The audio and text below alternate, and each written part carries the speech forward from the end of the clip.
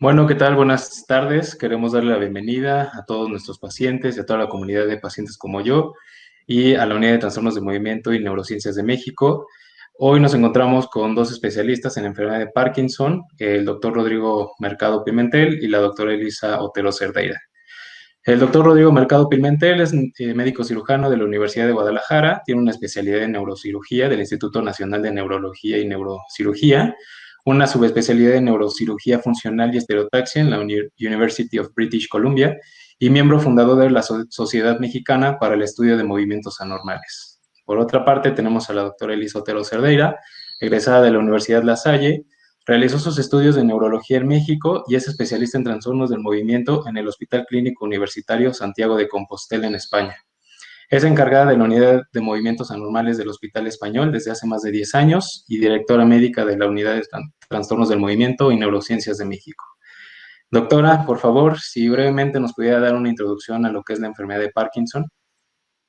Hola a todos, es un honor tenerlos con nosotros y el día de hoy en esta situación muy particular vamos a platicar un poco y en términos generales de qué es la enfermedad, además de qué otras maneras tratarlas, como bien dijo el doctor Mauricio. La enfermedad de Parkinson es una enfermedad que entra dentro del rubro de las enfermedades neurodegenerativas. Esto significa en donde hay una muerte celular de alguna manera programada y que empieza a degenerar, a morir y entonces el sistema hace que tarde o temprano haya una falla en la efectividad de lo que esas neuronas hacían, que en este caso tiene que ver con el movimiento junto con otras cosas que también no son el movimiento. Y la enfermedad de Parkinson se va a diagnosticar cuando el paciente empieza a tener lentitud, rigidez y temblor en los movimientos. Es el momento preciso para empezar a tomar en consideración que está sucediendo algo que corresponde al área de trastornos del movimiento en neurología y debe de ser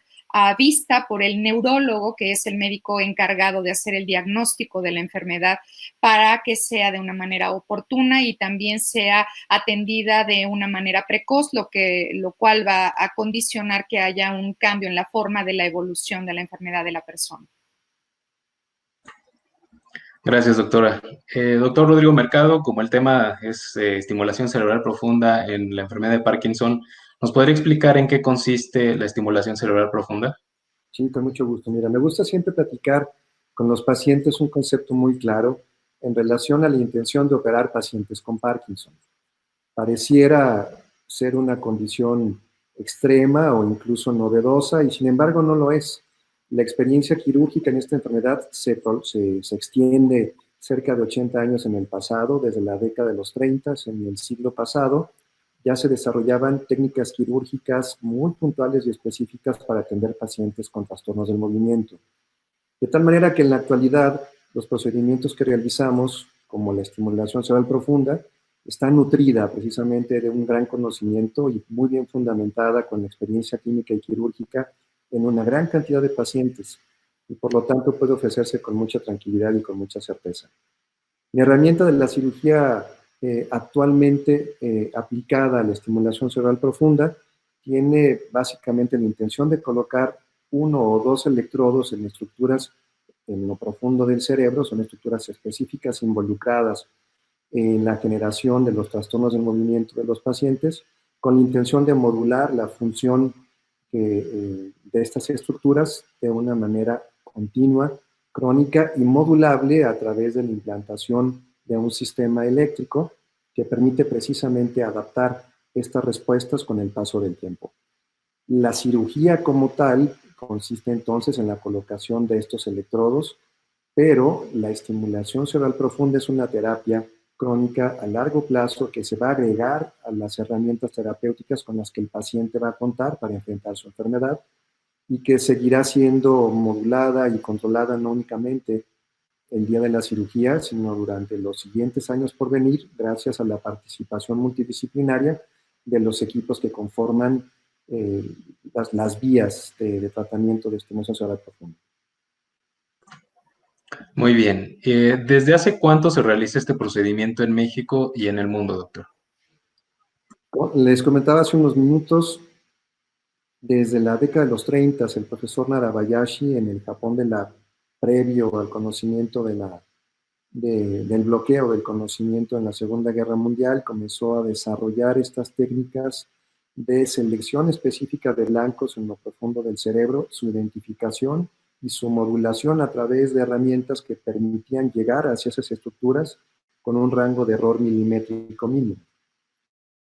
En la década de los 30 y 40, este grupo japonés fue extendiendo el conocimiento hacia otras escuelas y se vio fortalecido ya en la década de los 50 con los estudios del profesor Hasler en Alemania, el grupo del profesor Guillot en Francia y el doctor Lars Leksell en Lund, Suecia, y en Estados Unidos con diferentes escuelas que comenzaron a generar lesiones en estas estructuras cerebrales para generar beneficios perecederos a largo plazo. La técnica de estimulación cerebral profunda aplicó estos conocimientos, pero en lugar de generar lesiones definitivas, permitió colocar electrodos milimétricos en estas estructuras para poder modular la función de las mismas sin necesidad de lesionarlas. Y el primer caso que fue intervenido y que se describió la experiencia con este paciente fue un paciente con temblor. Fue publicado en 1987, operado en 1986 en Grenoble, Francia, por el profesor Alain Benhabib. Y desde entonces el desarrollo ha permitido extender el conocimiento hacia prácticamente todo el mundo. En la actualidad, la estimulación cerebral profunda en trastornos de movimiento es la técnica quirúrgica estándar aplicada para pacientes. Se conoce un número aproximado de entre 220 y 250,000 pacientes ya implantados en el mundo y que están llevando a cabo un tratamiento crónico bien orientado por equipos especializados en su manejo. En nuestro país están siendo intervenidos desde finales de la década de los 90. Mi práctica en este país es desde el año del 2005, prácticamente llevo 15 años implantando estos electrodos. Con el grupo Drummond llevamos ya 4 años de una feliz experiencia clínica quirúrgica. Muchas gracias. ¿Quién es un paciente candidato para estimulación cerebral profunda? Fíjate que para mí es muy sencillo responderte, principalmente porque el trabajo en equipo me permite conocer al paciente cuando ya una serie de especialistas tuvieron contacto con él y lo han venido tratando y dándole un seguimiento continuo a lo largo de los años y han entendido que el perfil clínico de este paciente se va a ver beneficiado con un procedimiento de estimulación cerebral profunda. Así que la principal indicación es que venga referido por un grupo experto y en este caso creo que la doctora Elisa puede extendernos esta respuesta inicial. Creo firmemente que lo que está diciendo el doctor Rodrigo Mercado es algo fundamental. Punto número 1, tiene que estar conformado un equipo de médicos con diversas disciplinas cuya labor va a estar directamente dirigida hacia el manejo integral de las situaciones en Parkinson, porque si bien enfermedad de Parkinson es hablar de cuestiones motoras, también enfermedad de Parkinson, y lo sabemos desde hace tiempo, es hablar de cuestiones no motoras, como cuestiones cognitivas, o sea, de la mente, conductuales, cuestiones tipo dolor, cuestiones de otro tipo que son llamados sintomatología no motora. La realidad es que seleccionar la terapéutica para el paciente depende de haber sido visto por el neurólogo, quien es el que hace el diagnóstico, y determinar dentro de la terapéutica cuál es el candidato perfecto y cuál es el momento perfecto, requiere que sea el neurólogo quien lleve el seguimiento durante el tiempo de ese paciente. El candidato perfecto para la cirugía, pues es número 1, un paciente que tenga verdaderamente enfermedad de Parkinson, que se haga el diagnóstico de enfermedad de Parkinson, que se hace básicamente, sigue siendo clínico, sin embargo, cada vez más tenemos herramientas que pueden sustentar el que verdaderamente hay este déficit presináptico dopaminérgico que justifica el diagnóstico por el medio imagenológico de una enfermedad de Parkinson, y eso duplica todavía más el la seguridad y la certeza de que ese paciente tiene enfermedad de Parkinson. Y de esta manera, sabiendo que esta persona tiene enfermedad de Parkinson y además tiene una respuesta positiva a la sustitución de la terapia dopaminérgica, es decir, a tomar la medicación dopaminérgica, junto con que carezca de cierta sintomatología cognitivo-conductual o sintomatología de trastorno de la marcha, pues ese va a ser el paciente candidato ideal. Un paciente que pueda tener menos de 72 años, sin embargo, eso no excluye a las personas que sean mayores de 72 años, tan así que nosotros hemos operado a gente ligeramente mayor, y esto va a depender mucho de los años de evolución que lleva el paciente y de las respuestas terapéuticas y de todo lo que hemos mencionado, para que entonces tengas también una buena margen de respuesta terapéutica a la estimulación cerebral profunda. Muchas gracias, doctora. Para cualquiera de los dos, ¿cuáles son las indicaciones para la estimulación cerebral profunda?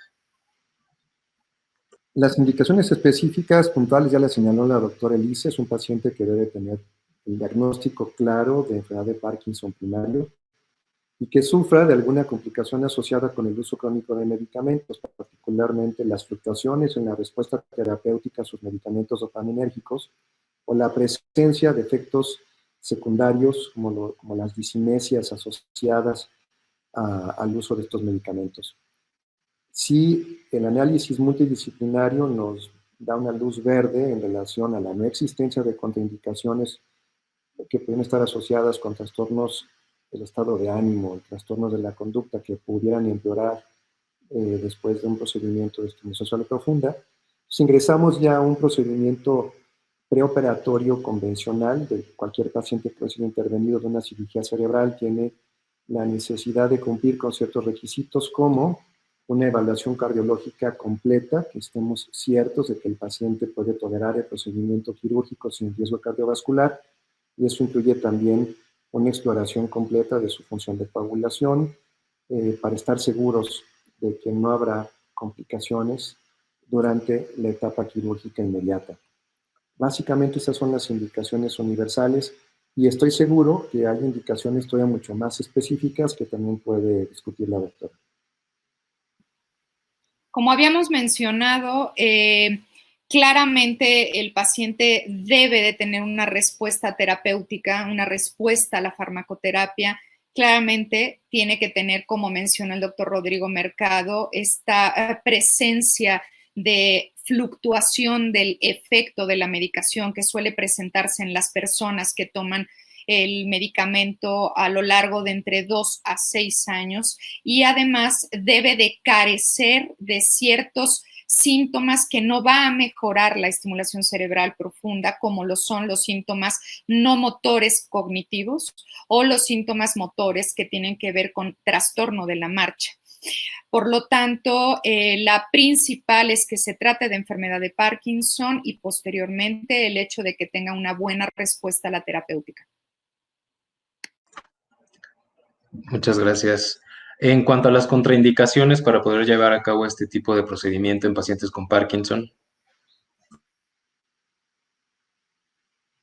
Las contraindicaciones probablemente más claras tienen que ver con el hecho de que no sea una enfermedad de Parkinson, con que tenga algún tipo de condición médica diferente, sistémica, metabólica, padecimientos de coagulación o padecimientos de otras características, cardiopatías o alguna otra cosa que pudiera poner en riesgo la situación. Pero básicamente desde la perspectiva neurológica, el hecho de que no sea enfermedad de Parkinson, el hecho de que tenga una etapa muy avanzada, que tenga características cognitivas determinadas en los estudios neuropsicológicos que son parte del estudio que se abarca para ver si un paciente es candidato o no, así como la presencia de trastorno de la marcha, puesto que entonces puede verse empeorada una vez que se hace la estimulación cerebral profunda, puesto que ya se encuentra en una etapa en donde puede ya no tener beneficio de la cirugía.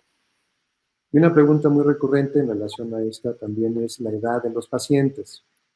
La edad es un concepto controvertido para excluir a un paciente. Por lo general optamos por que sean pacientes jóvenes, menores de 70 años de edad, de manera ideal. Y hemos dado pacientes mayores a 70 años y hemos sido muy insistentes en que las condiciones cardiovasculares y metabólicas generales nos permiten una cirugía sin riesgo.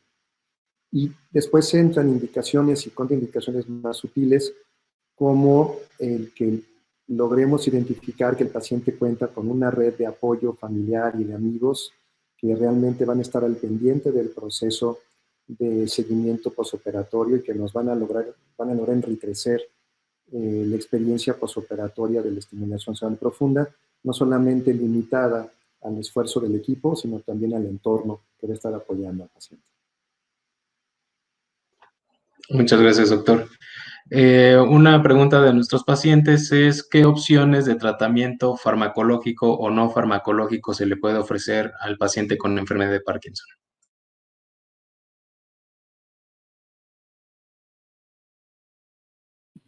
Doctor. Hay opciones de muy diversos tipos. Realmente la principal opción, número uno, todo depende del diagnóstico preciso y específico temprano.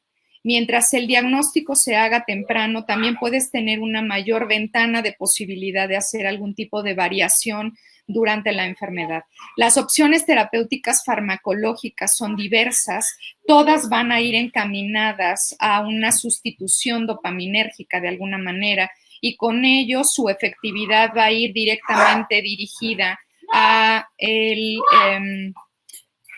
el hecho de que el paciente va a tener una mejoría de los síntomas motores, o sea, de la rigidez, de la lentitud y probablemente más parcialmente del temblor. Sin embargo, hay muchas opciones terapéuticas que pueden favorecer el hecho de que el paciente pueda tener también mejoría en el temblor, agregados a la levodopa. Hay muchas otras opciones también no terapéuticas y una de ellas, la más fundamentada a nivel mundial desde hace mucho tiempo, tiene que ver con el ejercicio y con los programas de neurorehabilitación física, que son programas que van directamente dirigidos hacia la plasticidad neuronal.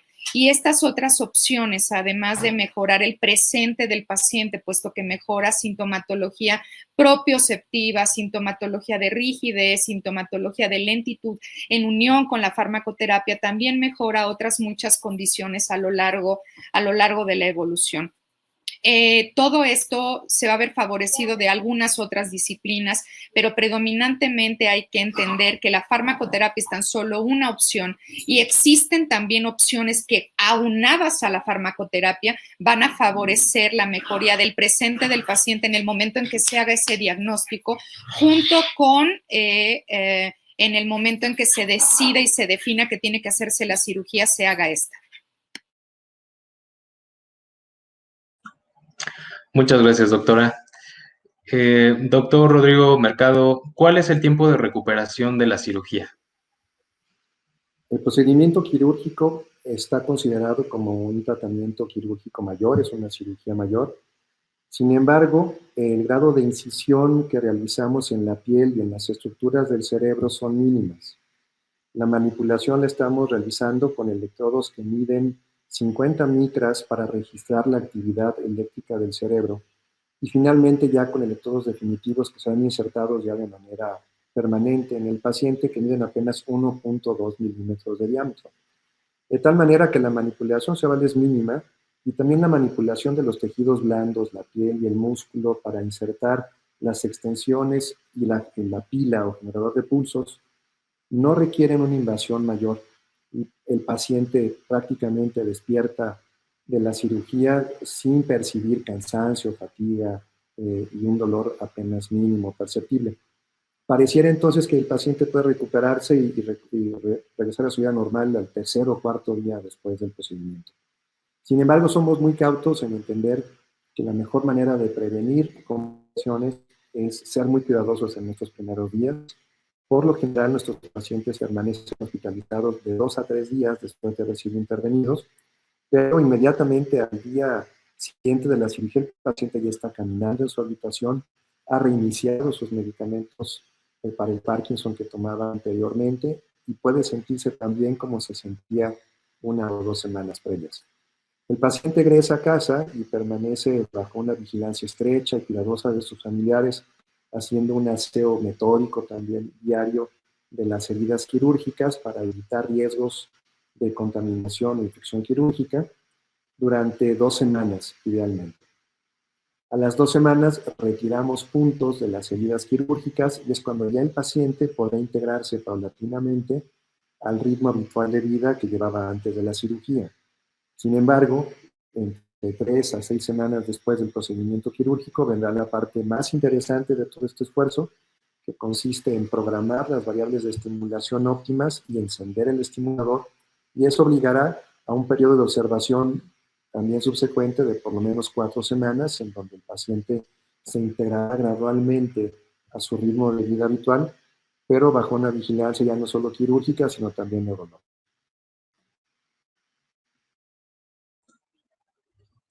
Muchas gracias, doctor. Doctor Elisa Otero, el paciente que se somete a este tipo de procedimiento quirúrgico para la enfermedad de Parkinson, ¿qué pasa con la toma de los medicamentos? ¿Tienden a disminuir estas dosis, aumentar o se quedan igual? Esa es una pregunta muy frecuente y es una pregunta que además es interesante por 2 razones importantes. Una, si bien es verdad, tenemos varias opciones de localizaciones cerebrales que van a ser terapéuticas y eso da una gran ventaja y una gran ayuda dependiendo de también qué síntomas quieres mejorar en el paciente. Si el paciente es un paciente de edad más avanzada, si el paciente lo que tiene son más discinesias que un problema motor de otro tipo. Entonces, tú puedes tomar decisiones gracias a estas múltiples regiones que pueden mejorar múltiples síntomas.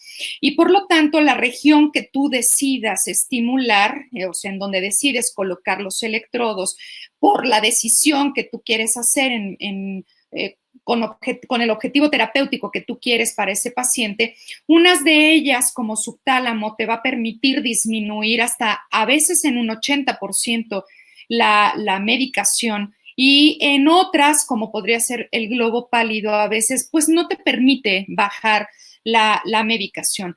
Aquí es muy importante saber que el objetivo central nunca va a ser disminuir la medicación o no.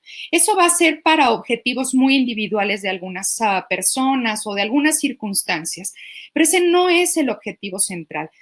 Tiene que saber el paciente que hay una posibilidad, dependiendo de la localización, de que se disminuyan importantemente, sí, pero también puede ser que no se disminuyan importantemente. Pero lo que es trascendental es que van a jugar un juego, van a hacer un juego de relación trascendental en la mejoría de los síntomas, la unión o el enlace cirugía tratamiento farmacológico y entonces los síntomas van a mejorar, se disminuya o no se disminuya la farmacoterapia, la dosis de farmacoterapia postquirúrgica. Muchas gracias, doctora. ¿Quién nos pudiera comentar quién forma parte del equipo que trata a este paciente y al equipo que va a preparar al paciente para someterse a este procedimiento? ¿Te refieres al equipo que trata al paciente? Realmente, ¿sí? Sí, la preparación preparatoria y después platicamos sobre Así es. Equipo. Así es. Aquí es muy importante entender que una vez que se ha hecho el diagnóstico y que has hecho la prueba de levodopa, has hecho los estudios pertinentes, te das cuenta que el paciente tiene el diagnóstico de enfermedad de Parkinson.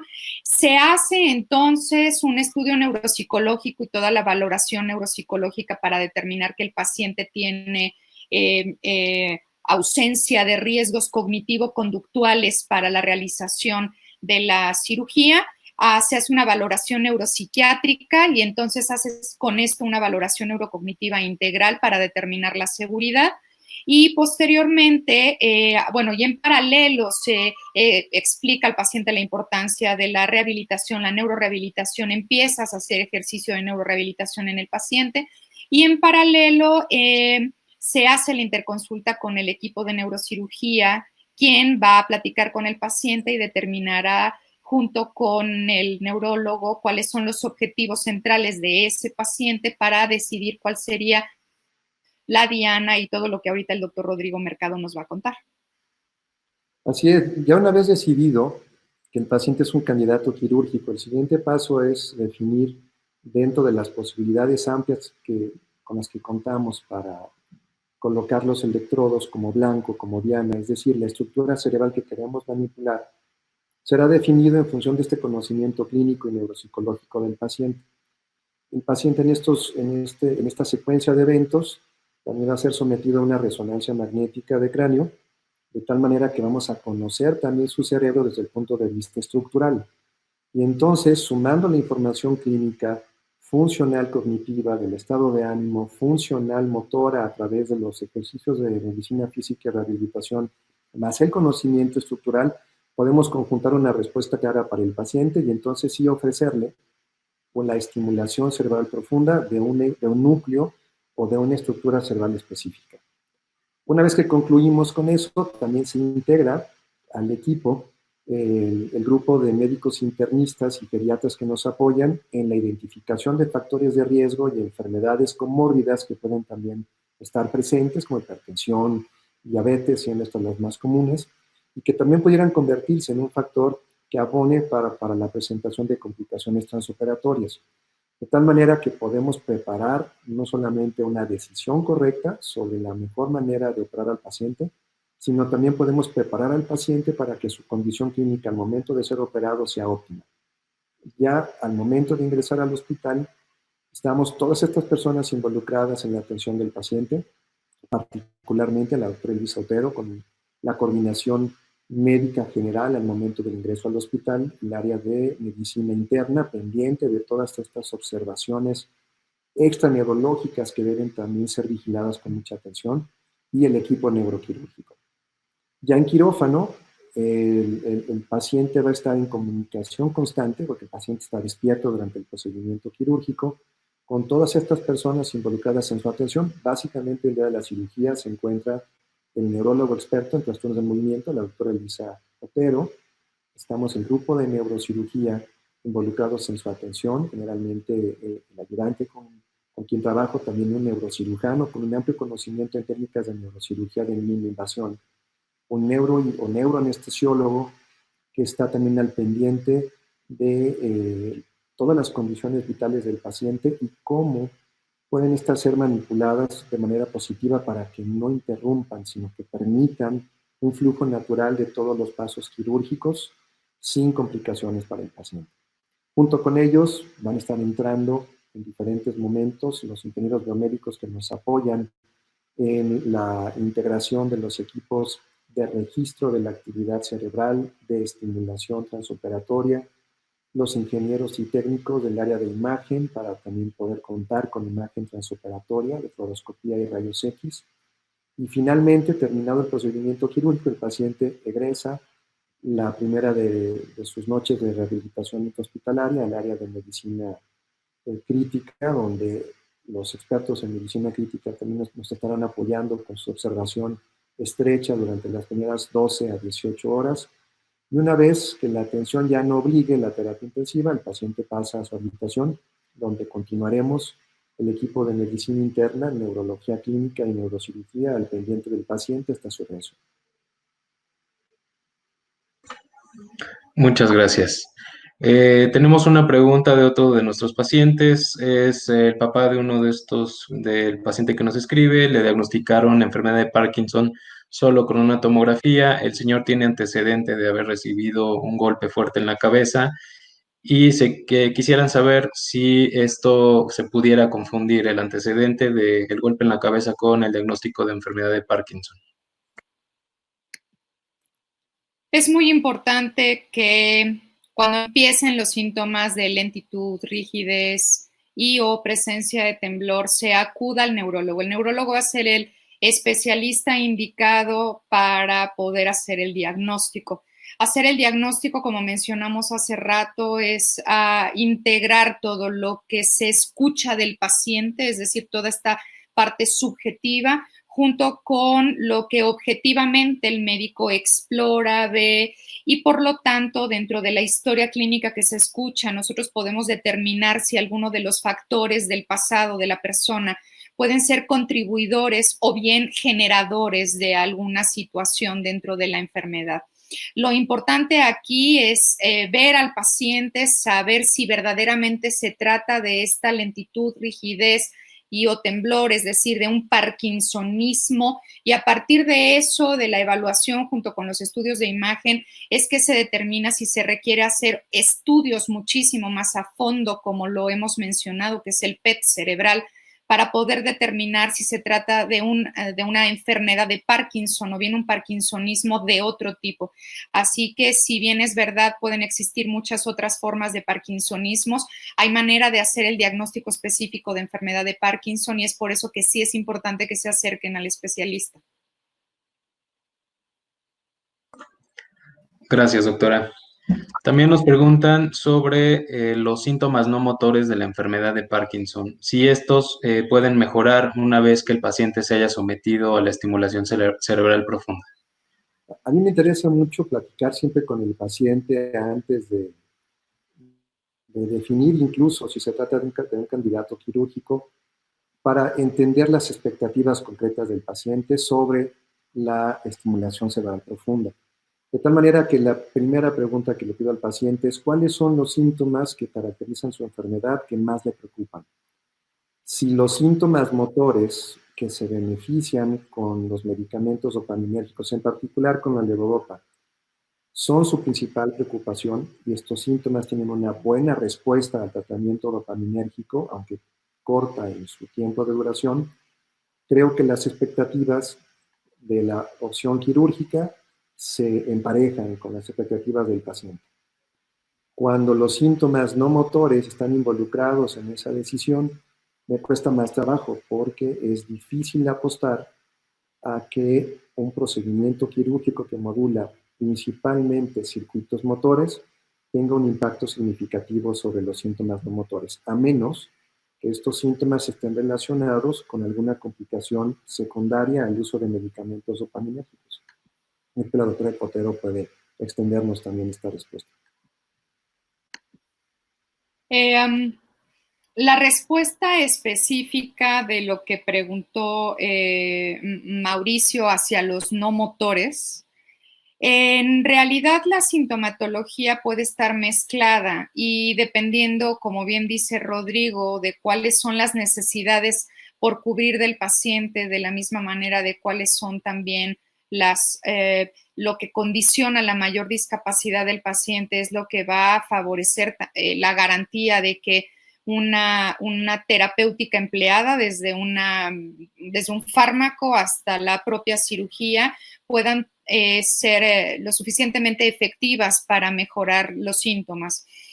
Si bien es cierto, la sintomatología motora probablemente es la que más puede ser evidente y por lo tanto colocar al paciente en la necesidad de ir al médico y hacer el diagnóstico y su evolución hace que en algún momento se tome la decisión quirúrgica. También es verdad que a esta sintomatología le va acompañando otra sintomatología que no tiene que ver con lo motor y que tiene más bien que ver absolutamente con cosas no motoras. Estos son trastornos del sueño, hablan dormidos, desde no dormir bien hasta tener el sueño fraccionado, hasta no tener una buena inducción, hasta tener este otro trastorno del sueño bien reconocido como sintomatología que puede ser un preámbulo de la enfermedad y estar presente junto con la disminución del olfato hasta 10 o 20 años antes. Trastornos como el estreñimiento, trastornos como el dolor, trastornos como la sudoración, trastornos como alteraciones en erección, trastornos de diversos tipos que no tienen nada que ver con trastornos motores. Todos estos trastornos, muchos de ellos, si bien es cierto que la determinación del emplear la herramienta quirúrgica para manejar la terapéutica, los síntomas motores, pueden no tener una relación de cambio para los no motores. También es verdad que otros se van a ver mejorados con la misma cirugía. Uno de ellos, por ejemplo, es la condición de sueño, si bien no con el trastorno de sueño REM, es decir, el hablar dormidos y el pegar dormidos, sí con la calidad de sueño. Muchas veces puede tener que ver con la disminución de la rigidez y la disminución de otro síntoma motor que era el que generaba el fraccionamiento del sueño o alguna otra condición durante el sueño, pero suelen mejorar, así como el dolor. Entonces va a haber sintomatología no motora que pueda mejorar y sintomatología motora que evidentemente mejora con la cirugía. Siempre es muy importante determinar, como dice el doctor Rodrigo, cuáles son las necesidades y qué es lo que quiere cambiar el paciente, porque eso nos va a ayudar a tomar la decisión correcta de la terapéutica correcta también en el momento correcto. Por eso las expectativas van alrededor de qué es lo que el paciente quiere como objetivo terapéutico también. Muchas gracias, doctores. Nos preguntan si es posible ajustar los parámetros del neuroestimulador una vez que el paciente ya sea operado.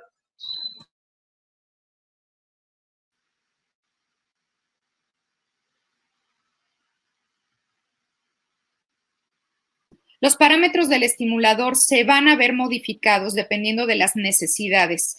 No necesariamente se quedan en los parámetros iniciales durante toda la vida o durante corto tiempo. Esto depende mucho de la clínica y es algo muy individual y es algo para cada persona. También deriva de la localización precisa en donde están los electrodos, de lo que se obtuvo como respuestas en el transquirúrgico, por eso entra también todo el equipo y por eso entra también el neurólogo, dado que después es el neurólogo la persona encargada del ajuste de los parámetros. Entonces, los parámetros van a variar a lo largo de la evolución posterior a la cirugía, sí, dependiendo de lo que se quiere obtener y de la sintomatología que se quiera mejorar. Sí, y es correcto que se puedan o se tengan que cambiar los parámetros. Y en comparación con otras técnicas quirúrgicas, este es uno de los principales puntos a favor de la estimulación cerebral profunda. La otra herramienta con la que contamos para operar pacientes es generar una pequeña lesión en el cerebro. Sin embargo, esta lesión, tanto sus efectos secundarios como los efectos benéficos son irreversibles y no adaptables. Esa es la gran ventaja de la estimulación cerebral profunda, ya que al tratarse de una técnica modulable con el tiempo, podemos ir adaptando las variables de estimulación en función de las necesidades que la enfermedad con su progresión nos vaya planteando. Y esa es sin duda una de las principales bondades de la cirugía funcional cuando aplicamos esta herramienta. Muchas gracias. Relacionado con esto, nos preguntan cuál es la vida media de este tipo de estimuladores que se colocan a los pacientes y qué pasa una vez que se termina esta vida útil del neuroestimulador. La vida útil de los electrodos es perecedera, no tiene limitación, a menos que se dañen los electrodos de forma traumática, que se corten, que se jalen de forma accidental. Sin embargo, el generador de pulsos que está enviando la información eléctrica a través de los electrodos es así, tiene una vida media, dependiendo del modelo que se coloca. Los generadores de pulso no recargables tienen vidas promedio entre los 3 y los 6 años, mientras que los generadores de pulso recargables pueden tener una vida tan extensa como 25 años. Y una vez que estos generadores terminaron su vida útil, lo que se hace es reemplazarlos. El reemplazo no implica la colocación del sistema cerebral ni de las extensiones, sino solamente el cambio del generador de pulsos local. Es una cirugía muy sencilla. Si la cirugía para colocar electrodos tiene una duración aproximada de 5 a 7 horas, junto con la colocación de las extensiones y el generador de pulsos, el solo cambio del generador es una cirugía de 20 a 30 minutos de duración y que se realiza bajo esquemas de anestesia local muy simples en una condición ambulatoria. El paciente llega al hospital, se opera y una hora después ya está firmando su alta de regreso a casa por los siguientes 25 años de vida. Muchas gracias. Hay pacientes que fueron operados recientemente antes de esta situación de la pandemia por COVID-19 y nos preguntan si hay algún cuidado especial que debe de tener estos pacientes que acaban de ser operados. Esa es una pregunta importante y me gustaría puntualizar algo también respecto a lo que decía el doctor Rodrigo Mercado. Es importante entender que una cosa es la vida útil o bien la duración del generador y de la pila. Una pregunta muy frecuente por parte de algunos pacientes, sobre todo antes de conocer la cirugía, es el hecho de cuánto tiempo dura la cirugía. No se trata de que la cirugía dure una efectividad. La cirugía es un acompañante de la enfermedad, un mejorador de los síntomas mientras la enfermedad avanza, un equilibrador de la sintomatología en conjunto con la farmacoterapia. Por lo tanto, el generador va a durar en efectividad el mismo tiempo que tenga de efectividad de levodopa.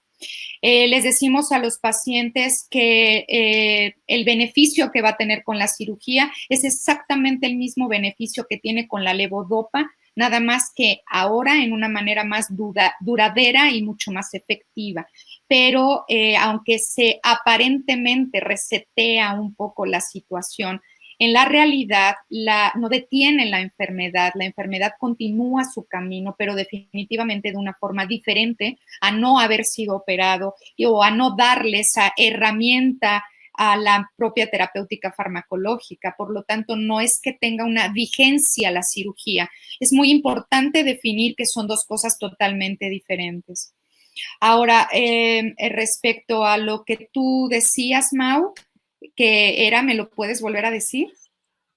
Sí, a los pacientes que han sido operados recientemente con la estimulación cerebral profunda, si en esta situación de pandemia por el COVID-19 se debe de tener algún cuidado especial. Cierto. Hace un par de semanas, por parte de UTMON hicimos un comunicado respecto a lo de la relación en enfermedad de Parkinson y COVID. Muy importante y muy puntual nada más el hecho de que no por padecer Parkinson tiene la persona una mayor posibilidad de tener alguna otra infección viral, no solamente el COVID. Y la respuesta es no, por la razón de que la enfermedad de Parkinson no condiciona algún padecimiento inmunológico como tal. Sin embargo, en algunas etapas de la enfermedad, la persona puede contar con algún tipo de dificultad respiratoria, dificultad para tragar y, por lo tanto, algunos elementos que pueden condicionar un mayor riesgo para tener problemas pulmonares y per se los problemas pulmonares van a ser un riesgo para desarrollar las complicaciones por el COVID. Por lo tanto, es importante que permanezcan aislados, es importante que permanezcan comunicados y los pacientes con Parkinson que ya están operados, que están postoperados, si llegan a tener alguna necesidad de ajuste de los parámetros, si llegan a tener alguna situación particular respecto a la cirugía como tal, lo más importante es mantenerse en contacto con su médico, tanto con el clínico, en este caso el neurólogo, como con el quirúrgico, en este caso pues como el doctor Rodrigo Mercado. Aquí hay algo muy importante, prácticamente todas las unidades que nos dedicamos a esto tenemos una relación real con la gente que está a cargo de los generadores, que son varias empresas, y todas ellas en realidad tienen una buena cercanía con el paciente y también con nosotros, con los médicos. Entonces, nunca van a estar alejados de una solución si hay alguna situación que solucionar en donde estén, si se requiere y no podemos vernos físicamente. De alguna manera llegaremos a ustedes, ya sea de formas virtuales, así como lo estamos haciendo a través de la consulta virtual y que ha funcionado muy bien. Y de la misma manera, compañías, pues como Boston, como Medtronic, como las compañías que se encargan de estar cercanos a los pacientes y a los médicos para proveer una adecuada herramienta de seguimiento en el servicio, también van a llegar al paciente en caso de que se requiera para cualquier modificación.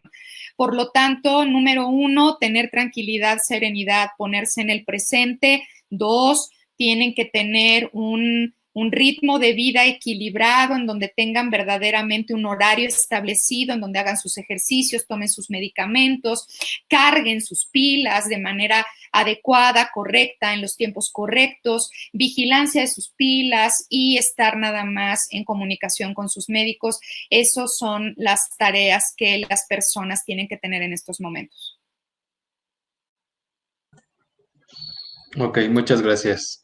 La siguiente pregunta yo creo que es una pregunta que involucra a las dos partes. Hay varias preguntas donde se menciona que el costo de los medicamentos para tratar la enfermedad de Parkinson es elevado.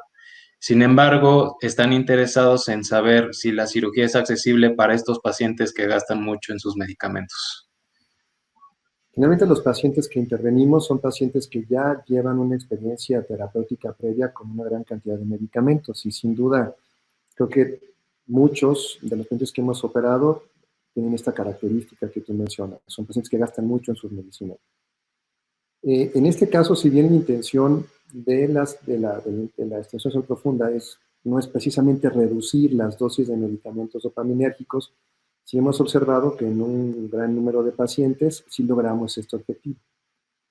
El que esta reducción tenga una correlación específica también con ahorro y que este ahorro sea costo benéfico en función de la cirugía, no estoy tan seguro de los números. Lo que sí puedo definir es que la calidad de vida que se otorga y que el paciente recupera cuando es sometida, cuando cuenta con ambas herramientas, terapéutica, farmacológica y estimulación cerebral profunda, es muy alta. Y creo que esa inversión en ese sentido es válida. En la actualidad, los equipos de estimulación profunda están siendo cubiertos por la mayoría de las instituciones públicas de salud de nuestro país y por todas las instituciones privadas de seguros de gastos médicos.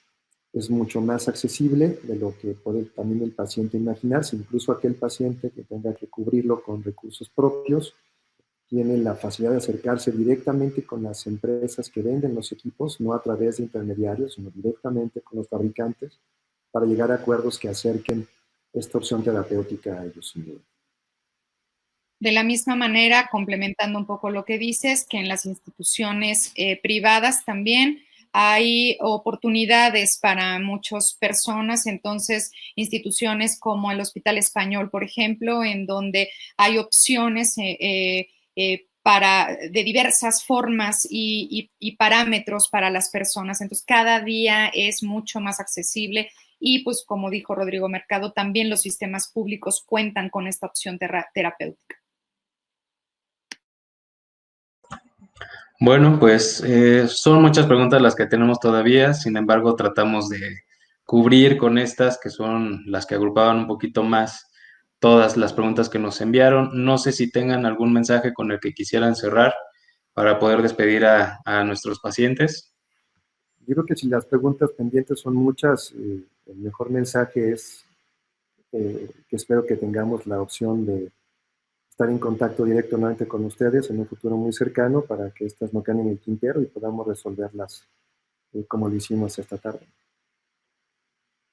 Efectivamente, como dice el doctor Rodrigo Mercado, bueno, pues de repente no se está exento de los problemas como estos, los problemas en donde no podemos con las herramientas tecnológicas resolver en vivo. Sin embargo, esta es otra manera de acercarnos a ustedes con los programas grabados y vamos a estar en contacto con ustedes más tiempo. Y así como los niños nos acompañan en casa, como bien están oyendo, y tenemos que abrazar a todas las situaciones que actualmente estamos todos viviendo y todos circulando por ellas, nosotros también vamos a estar cercanos a ustedes, nosotros también vamos a estar haciendo más y más programas de estos, vamos a estar entendiendo que mientras más en vivo estemos, mientras más respuestas contestemos, va a ser mejor. Algo que es sumamente importante es que no dejen la comunicación con sus médicos, manténganse en comunicación con sus médicos, mantengan la cercanía, porque eso va a hacer que bajen la ansiedad, sus dudas estén bien dirigidas y entonces todo se recoloque de una manera precisa. Muchas gracias a los dos. A todos nuestros pacientes les queremos informar que si tienen más dudas, nos las pueden hacer llegar a través de nuestras redes sociales. A la brevedad trataremos de hacer un evento similar para poder responder todavía más las dudas que tienen. Y bueno, Utmón y Soma, agradecemos la oportunidad a pacientes como yo para poder informar un poco a la comunidad sobre el estatus de la enfermedad de Parkinson y la estimulación cerebral profunda que sin duda está tomando fuerza en el campo de esta enfermedad. Muchas gracias.